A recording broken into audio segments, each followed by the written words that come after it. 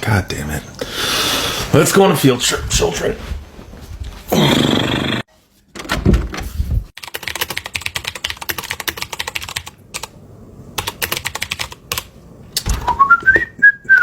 Let's go to the Mint's website. Okay, so let's read the whole statute, shall we?